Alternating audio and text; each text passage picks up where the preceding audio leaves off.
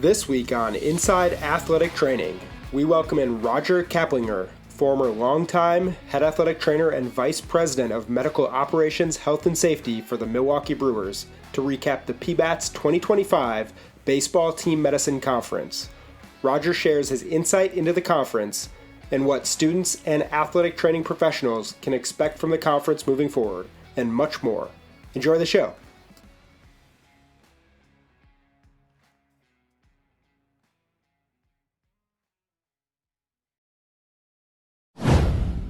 All right, Roger, welcome back to the Inside Athletic Training Podcast. Excited to have you on for a second time on the show. This time, a little different circumstances to recap the PBATS Baseball Team Medicine Conference that just took place a couple of weeks ago in Phoenix at the Banner Sports Medicine and High Performance Center. Before we get into that and the amazing things that took place at the conference a couple of weeks ago, I want to start, for those who don't know you or aren't familiar with your career, giving you some time to share your career path, what inspired you to pursue a career in Major League Baseball and athletic training, and ultimately kind of what led you to becoming the vice president of medical operations, health, and safety with the Brewers before moving on from that role recently. So, feel free to share some of the info and background with our listeners here. Thanks, Sam, and appreciate you having me on. Appreciate all the good work that PBATS does for athletic trainers around the country. My beginnings with the Milwaukee Brewers started in 1989. Became an intern with the Denver Zephyrs. Prior to that, I went to high school in Denver, Colorado, at Regis Jesuit High School, and my uncle was an NFL referee, Luke Kellogg, and I was going to go to med school and do all that, and he's like, you know what, I think you should be this trainer guy, and you could do medicine and you can still be on the field, and so did that, graduated with a degree in athletic training, and then had to do an internship. And so I did an internship with the Zephyrs, and then the Brewers came calling and said, we want you to go to rookie ball. So we did a couple of years in the Fire League and Arizona Rookie League, and then kind of moved my way up and became the minor league medical coordinator in 1994. And then in 1998 got called to the big leagues to be the assistant athletic trainer, and then became the head athletic trainer in 2002, I think. And stayed the head athletic trainer until 2011, where I moved upstairs, and I thought the direction of the organization and direction of baseball needed someone to do the workman's comp, do all the curriculum for athletic trainers, do all the stuff that I was doing as a head athletic trainer without the travel. As you all know, travel in the big leagues is very nice, but it's a long, grueling season and 162 games in 181 days. So, I think that was the move that a lot of clubs were not making at the time, and we were one of the first ones. I mean, my colleague Tom Probst, probably one of the first ones to do that, and I did that until the end of 2022. Had a brief, health thing. I had pancreatic cancer in 2018, and so I thought life is kind of too short to keep doing this, but I still wanted to be affiliated with the organization that I had for 33 years. So I continued to be a consultant for the club, help mentor athletic trainers, do some other health and safety things around the ballpark, and just feel very fortunate to the Brewer organization to allow me to do that and allow me to continue to be involved.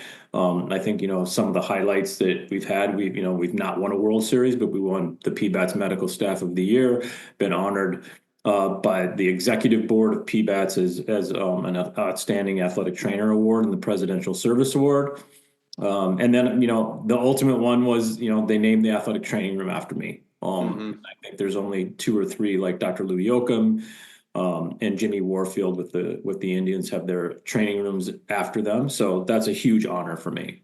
Yeah. No, obviously such an amazing career with the Brewers. A couple more things I want to touch on, about your career. First being, you mentioned an internship with the Brewers. One team your whole career. Very unique, I would say. At this day and age, you see a lot of people bouncing around, or even the inability to keep a job, stay in tune with the front office, and just, stick it out with that one club. What does that mean to you? I mean, you're obviously a well-known figure in the city of Milwaukee, just the heart and soul of kind of the medical staff of the Brewers for so long. What does it mean to you to kind of have had that one team and a role with the club for so long? I feel very fortunate. And, I think in the clubhouse, the athletic training room is the heartbeat of the clubhouse. Hmm. The media can't go in there. Um, you know, there are various individuals that can't go, and it's a little bit of a sanctuary. And I feel very fortunate that I've been able to first and foremost assist the players in their performance and keeping them on the field. Um, and the end goal is if they're on the field, and you have goals for your team, we some of our goals early on was, our starters need 200 innings or 34 starts, and Hmm. five of our nine position players need 500 at bats. And if those things happen, your team wins. And that's the goal of every major league team, is to win championships. Hmm. Obviously, minor league trainers and minor league athletic trainers and those healthcare professionals, strength coaches, PTs, performance specialists, they are all absolutely important to the development of these players. Being in Milwaukee and my whole career is a very small market team, one of the smallest market teams in the big league. So we have to promote from within. So we have to develop and draft and make really, really good decisions on how to get those players to the big leagues. And I'm very proud to be with the Brewers my entire career, from Mr. Seelig, who was our owner previously, to Mr. Antanasio, our owner currently. We are a family, and we treat everybody as such. And I think when you have that core value that everyone's pulling the rope in the right direction, you're going to be successful. And we've done that over the last few years. Ultimately, have not won a World Series, but we went to the playoffs, 5 out of 7 years. Hmm. Yeah, definitely a different Brewers team in the past 2 decades from what a lot of people might have considered them, in the past. Well, one thing you talked about, Roger, which I think is important to touch on here, one of the pioneers for the kind of front office role, director of sports medicine role, and those type of titles we're seeing pop up a lot more across the league. I think maybe seemingly half of the league has a person in that position. You mentioned yourself and Tom Probst as kind of the original guys who were able to establish that role and essentially build that out and leave a legacy for what other people across the league might do with those positions. Talk about how that came about. I know you mentioned the travel is grueling. People need to be in a role to handle more of the paperwork, the administrative duties, workman's comp, stuff like that. How'd that come about? How did you go about molding that role? And were there any concerns on your end when you first started in that position? Yeah, well, the genesis of that was, I was sitting in the training room with Craig Counsell, who played for us. Hmm. And Craig was like, "Hey, man, I think I'm going to retire. Why don't you retire with me?" And I'm like, "You crazy?" And it was actually a good conversation. Craig's one of my best friends in the world. And so we started devising this plan of him going up and working in the front office as a senior advisor and learning the business side of the Yeah. of the club, and ultimately potentially becoming a general manager. And I think he could have done that very, very well. But at the end of the day, we both retired, and I leaned on Tommy Probst. I mean, TP is a huge mentor of mine. He Sure. had the forethought to do this, and actually our organization interviewed him of, is this actually a viable option? And at the end of the day, I kind of split this between baseball and business, right? 50% I worked for baseball and 50% I worked for business. And that's where the health and safety came in. Because you will know, if you get a new GM in, you may not have a job, Sure. right? And I wanted some protection from that. Yeah. And so I teamed up with our legal counsel, our business operations personnel, to create a health and safety for our employees. Players are employees, but our employees behind the scenes in the front office are also our employees. So, we created emergency response teams. We created an OSHA plan. We created AED plans. We created cleanliness and healthiness in the clubhouses with swabbing techniques and different products that can help our environment be very, very clean. So we've morphed into that, and now we have AmFam Field in Milwaukee. We have American Family Fields of Phoenix. We own the Carolina Mudcats, which we're moving to Wilson, and then we own our Dominican Republic complex. We just built a fabulous complex down there. So those entities are overseen now by my office to understand that we need to keep those environments as clean as we possibly can, and we make sure that our athletes have the best opportunity to succeed and develop. Yeah, really a testament to your foresight and vision on what a position like that could be, and cool to hear and explain to listeners out there who might be getting into athletic training this year for the first time or an intern with the club. What could be on the horizon for many people, thanks to your hard work as well. Well, Roger, I want to start by getting into more a bit about the baseball team medicine conference, which you were such a huge and instrumental part of reviving in 2025. To start, the conference honors Dr. Louis Yoakum, late and great, doctor and with the Los Angeles Angels. Can you share a bit of information about Dr. Yoakum, kind of your relationship with him, and just his overall impact on the game of baseball? Yeah. Dr. Yoakum, when I was in the minor leagues, would come to Tempe, Arizona, and with the Angels, and Ned Bergert, the head athletic trainer, and Ranger Rick Smith, the assistant athletic trainer, would open their training room up to all the Cactus League athletic trainers. I was in the minor leagues, but we would run players over there, and he would start at like 6 a.m. and he would see every player that he operated on or consulted with within spring training in the Cactus League, and Ned and Rick open their training room up to them. And I developed this rapport with Dr. Yoakum. And, he was on the forefront of Tommy John's and under the tutelage of Dr. Job at the Curlin Job Clinic. And, Dr. Yoakum and I developed this rapport that we not only wanted to fix these guys, but we wanted to create a protocol in which they could return to play.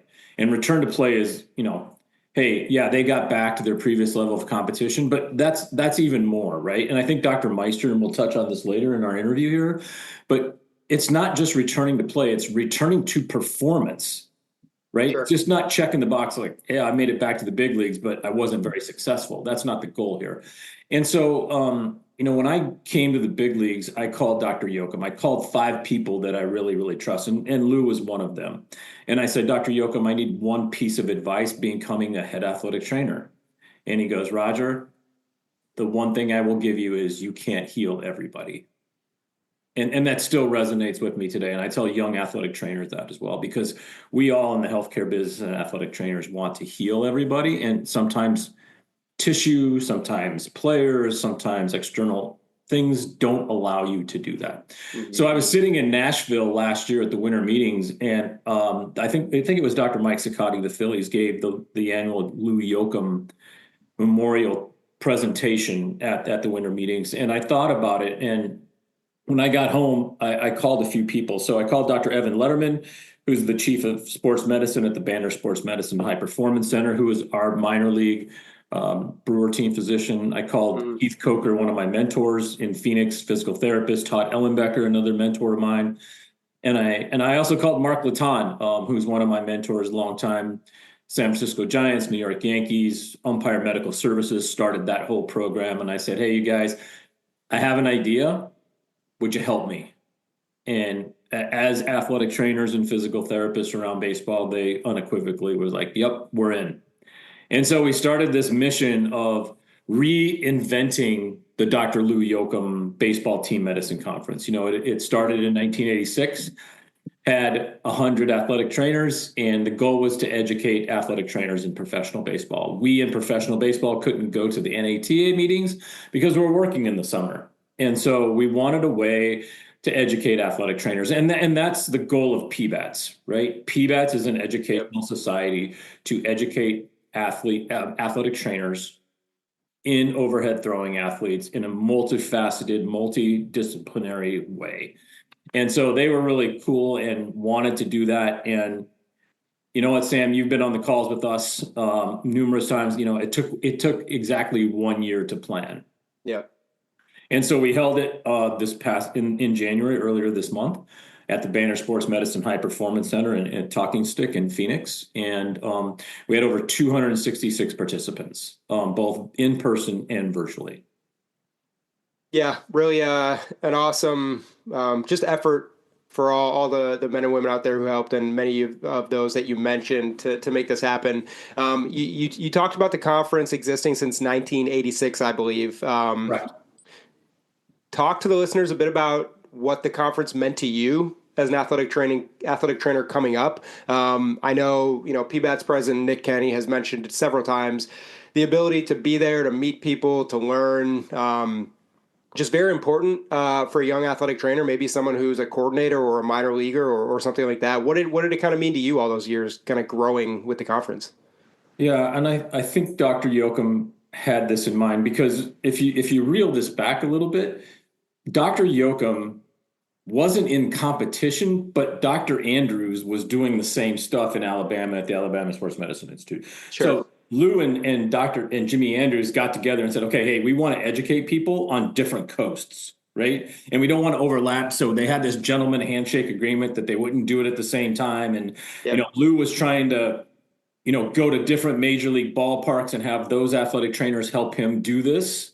And Dr. Andrews had in Birmingham. And I think the Birmingham stuff with Kevin Wilk being a physical therapist was a little bit of a higher level learning experience.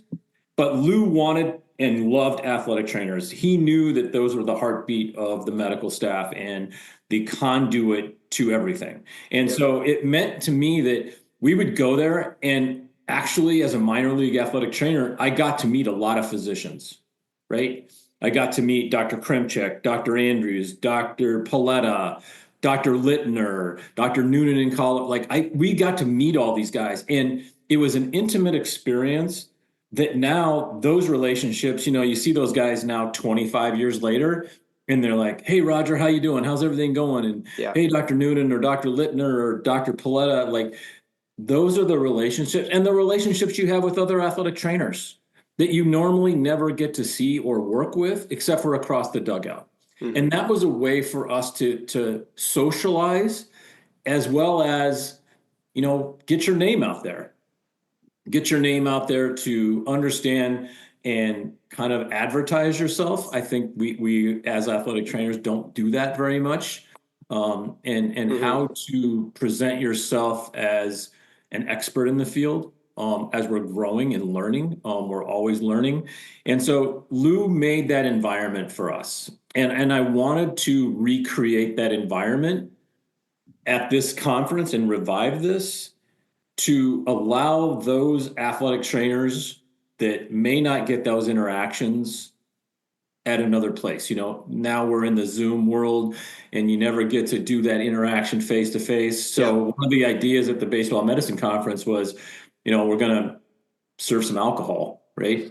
And socialize. And we had some vendors there that sponsored some of our presentations. And it was good to see, how those other modalities could help you do your job, and how that fits into your training room or your organizational philosophy of rehabbing or preventing injuries of those of your athletes. So I'm ultimately proud to be a part of this. I know it was my idea, and but it was a lot of work on a lot of people's parts, from PBATS, from people outside of PBATS, to the Banner Sports Medicine and High Performance Group, Dr. Evan Letterman, Renee McWhorter, who's the program director there, mm-hmm. and all the people there. I mean, was way too many to name, but they all pulled together and pulled this off I think in a really cool fashion.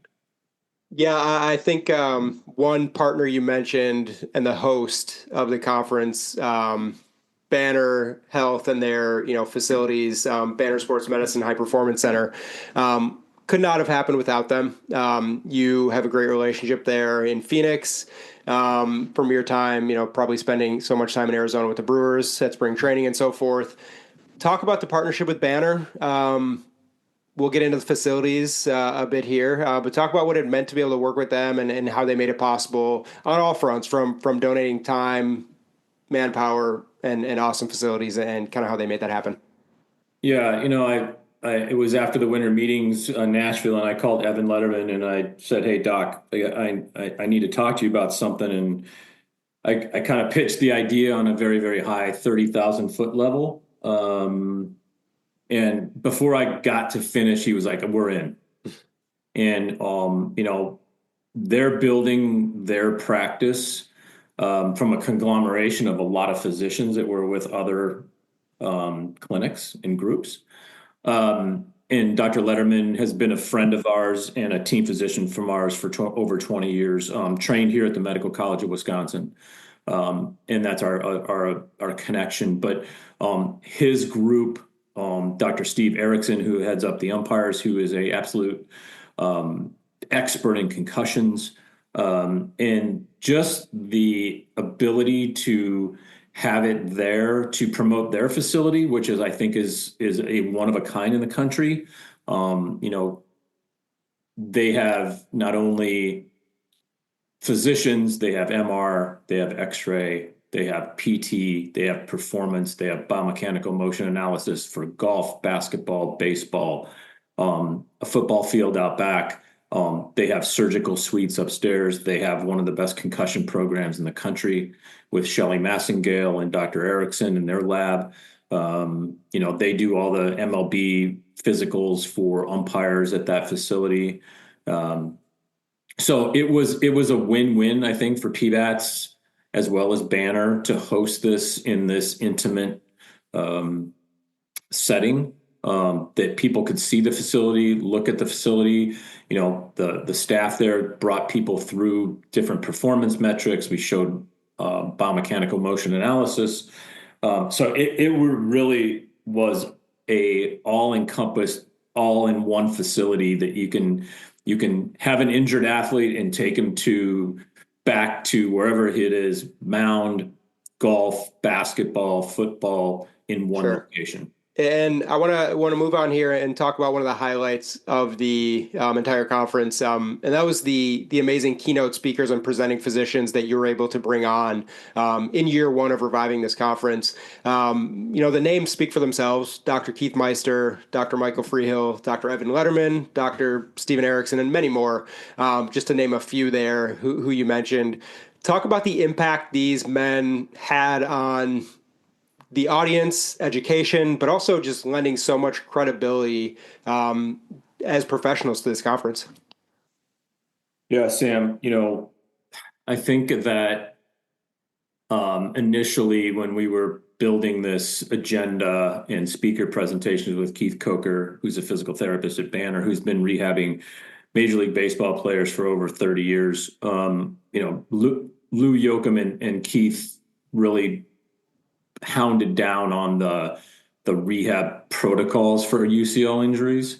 And we know in Major League Baseball and minor league baseball, the increased amount of UCL injuries is at a very, very high level. And we wanted to tackle that. We not only wanted to tackle that from hey, here's how you diagnose, here's how you surgically repair, here's how you rehab, here's how you return to play. But Dr. Meister has this innate ability to understand and look at why these injuries are happening.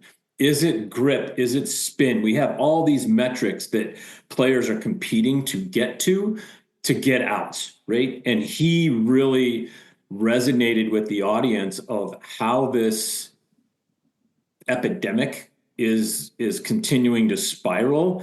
But he really wants to try to figure out why.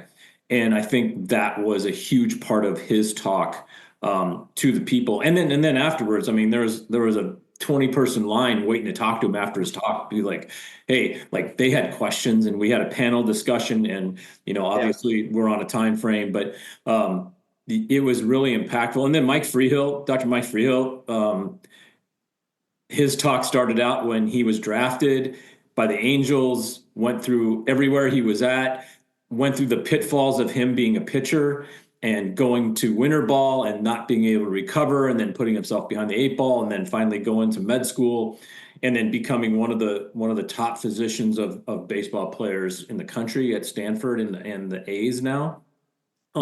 He gave a great talk on shoulder capsular tears, anterior capsular tears, and how that's becoming more prominent with the increase of velocity. And then you have everybody downward. We try to focus on injuries, rehab, and return to play. That was kind of our platform, to give people and athletic trainers, physical therapists, strength coach, performance specialists, a little snippet of how they can tailor make their own programs with more information. And in addition to those doctors and team physicians that you mentioned speaking, also had some awesome PBATS members and big league athletic trainers speaking at the conference. Paul Buchheit with the Phillies, Brian Shulman with the Athletics, PJ Mainville of the Cubs. Talk about their presentations, their role in the conference, and how it's also important, in a conference, highlighted by Dr. Meister, Dr. Freehill, things of that nature, to also showcase PBATS members, athletic trainers with so much knowledge who, like you said, are kind of the heartbeat of the medicine staff within a clubhouse. Yeah, Sam, PJ and Paul and Brian did an unbelievable job of showing their talent as an athletic trainer and coming together with those, so we set up conference calls like with Dr. Meister, Keith Coker, and PJ for the elbow. Like they all collaborate. I don't know how much they all knew each other, but now they know each other, right? So when maybe PJ with the Cubs sends someone to Meister is going to be like, oh yeah, PJ talked with me at the conference, and now I understand what he's doing.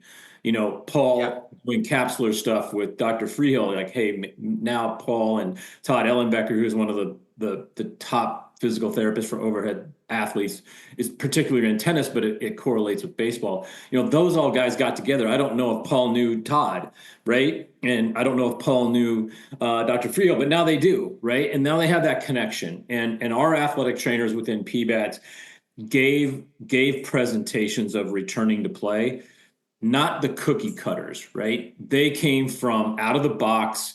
This is how we do things. And I think one thing that Dr. Yoakum always told us in his conferences is if athletic trainers teach athletic trainers, they would be able to take 1, 2, 5 nuggets back to their training room, and they would be able to implement those tomorrow. And that was part of our goal in this entire process, is to give athletic trainers additional tools to take back to the training room to implement with their programs that they're currently doing.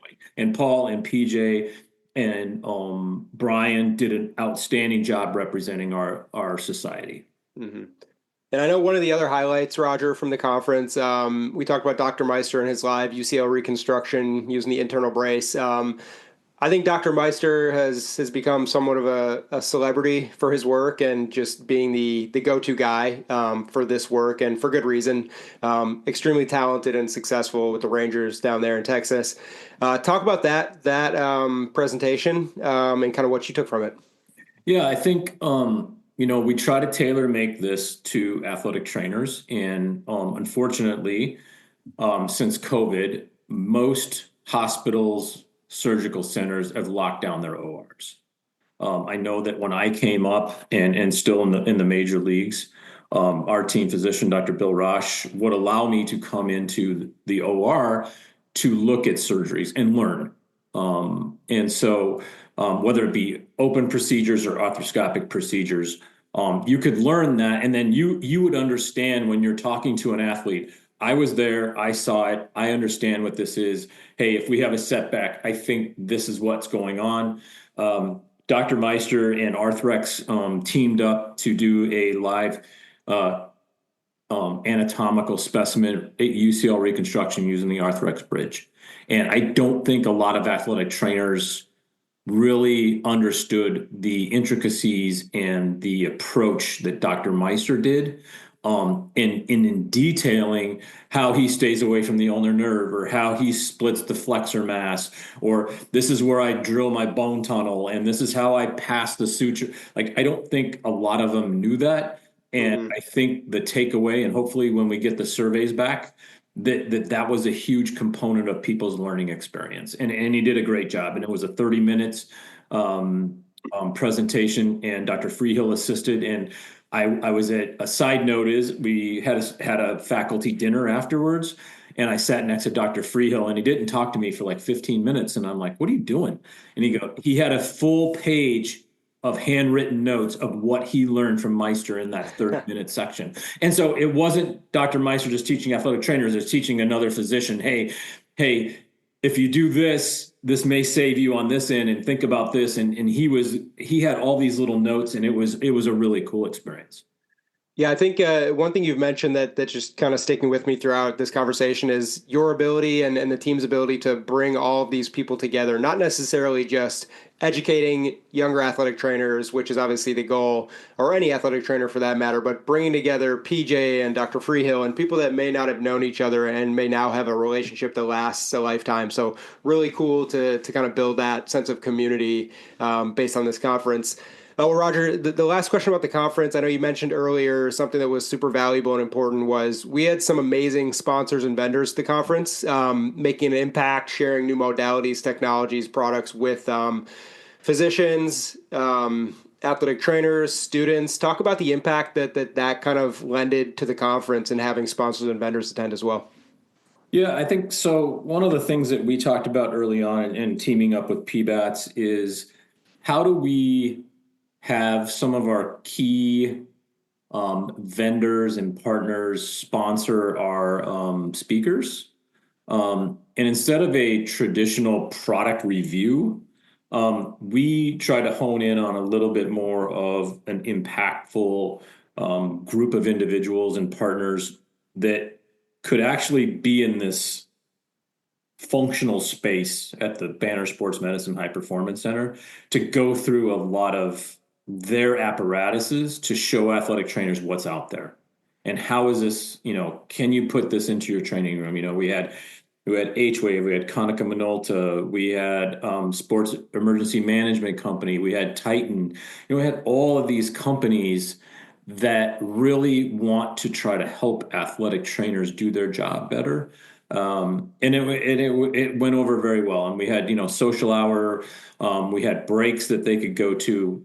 And it just serves as, I think teaching young athletic trainers, you do have a toolbox and you do have modalities in your toolbox, but you also can't forget, your brains and your hands, and how to utilize each tool to have a good outcome for your implementation of that injury or that rehabilitation.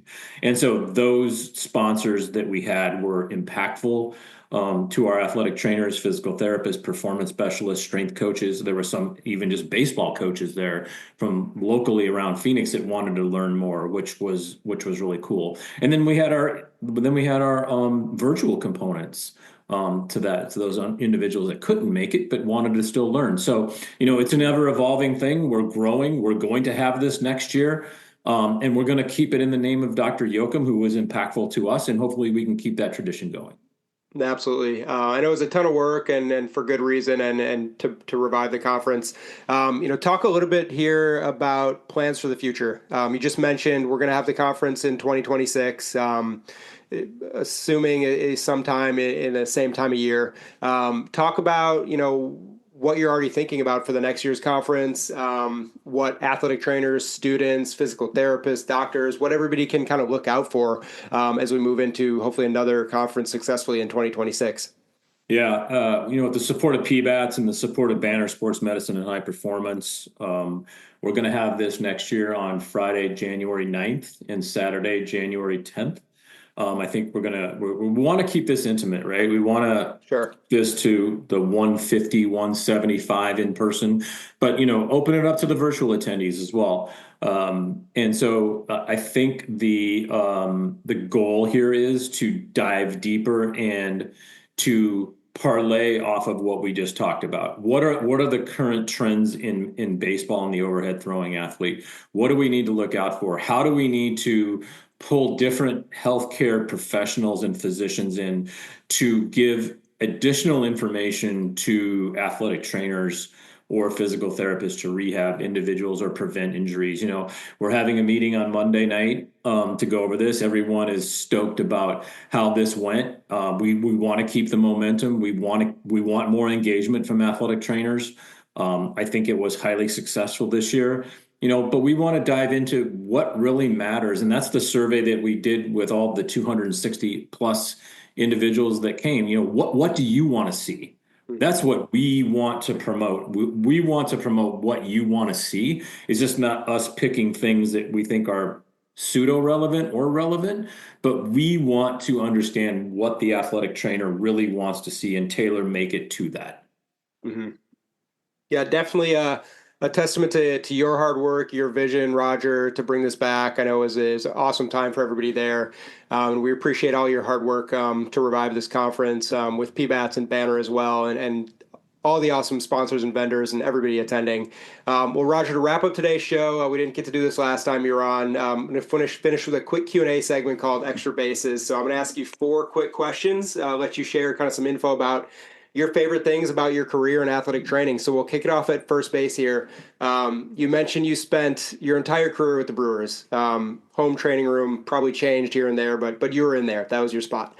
Named after you now, which is incredible. What's your favorite athletic training room that you worked in the big leagues outside of Milwaukee? Wow. They've changed a lot over the years, and I think it's some of it is keeping up with the Joneses. Sure. But the favorite visiting training room, I think, has to be Philly. Scotty Sheridan and those guys, they really did it right. They put the athletic training room, the hydrotherapy room, and then the weight room right next to each other. So you can see in there. So you have this multidisciplinary view of everybody, what they're doing. Sure. And then the access to the field is really good. And I think Philly is, in my opinion, one of the best ones in the league. Mm-hmm. And moving on to second base here, I always say, I'm envious of you guys. You are athletic trainers are in the dugout for the game. Outside of managers, coaches, and players, incredibly unique and valuable vantage point to watch a game. What's your favorite stadium to watch a game from the dugout? Wow. Other than Milwaukee? Other than Milwaukee, yeah. Okay. Wow. That's a hard question. I gotta probably say Washington. Okay. Washington's a really cool place, but I will say it with this caveat, Sam, and you know this, and you've been around us for a long time. An athletic trainer is watching the game, but with a different set of eyes. Sure. You're watching every play. You're watching when plays are over. You're watching what's happening in the dugout. You're communicating with your assistants back in the training room. Yeah. To understand what's going on with there. So you have a lot of focus on a lot of different areas. And unfortunately, just sitting back and having a hot dog and a beer is not an option. But and even now, when I'm out of the game and I'm in the stands, I'm still watching it from an athletic trainer's perspective, right? Yeah. My wife kids me all the time, is like, well, what are you doing? Like I'm watching this over here, but the play's over here. So it's just ingrained in us when we've learned so long how to do that. Yeah, makes total sense. You cannot turn it off, and especially you're still involved in the game. So not going to be as relaxing as a fan going to AmFam Field as when you're there. Well, Roger, moving on to third base here. You mentioned how grueling the travel can be as a big league athletic trainer. That said, you do get to visit so many cool places. Do you have a favorite city that you visit on the road? Yes, and I will go back to Washington. We used to stay at the Mayflower, which is right down from the White House. I'm very, very intrigued of that history. I think one B is San Diego. We used to go to the SEAL Training Center at Coronado, and a huge Navy SEAL buff. And not only what they do, but how they do it, how they train. And we've developed some of those training apparatuses, both mentally and physically, to our athletic trainers and the structure that they have. We've had Navy SEALs come and talk to our medical staff numerous times of that structure. And I think that those two places are really impactful to me. And moving on to home plate, the last question for today, Roger. You had such a long and, awesome career with the Brewers. As we talked about at the beginning of the show, there's going to be a lot of people starting maybe their first year in the big leagues or their first year as an intern or something, their first year as a professional, maybe not the first year, but getting their feet on the ground as a professional athletic trainer. Reflecting on your career and all your experiences, was there any point in time, maybe like your first year, with the Brewers, that you had a welcome to the big leagues moment? I think that when you first step on the field of a big league and you get introduced by an opening day, 40,000 fans here in Milwaukee, which is a unique experience in itself. That being from here, that gives you some chills, right? Like, you know what, I made it. But just like a player, minor league athletic trainers want your job. Sure. You have, and I think everybody that we teach in our organization every day matters. And this game and in any job, and we teach our children this, is every job is about production, right? Mm-hmm. Players can have stats about production. Athletic trainers have curriculums about production. And that's what we teach our athletic trainers, and how to get better and meeting their goals. But that aha moment is when you got there for that split second, is that, yeah, I made it. I was a very, very young head athletic trainer that made mistakes. Everybody makes mistakes. Mm-hmm. How you learn from those mistakes, how you process those mistakes, and how you reward yourself for the really good outcomes that you had. Mm-hmm. Well, Roger, this has been great talking to you, learning more about you and your career, and obviously the conference. And we appreciate you sharing all that info, and wish you and the Brewers and everybody the best of luck as the season approaches. Thanks, Sam. Appreciate you. Appreciate all your hard work. Appreciate the PBATS membership, the alumni, the executive board for allowing us to put this conference on. It was a huge success, and I can't wait for next year. And, hopefully there's a lot of athletic trainers that are listening to this podcast that we can give some direction to in their careers. Thank you for listening to the Inside Athletic Training Podcast. For more information about athletic training or PBATS, visit PBATS.com. See you next time.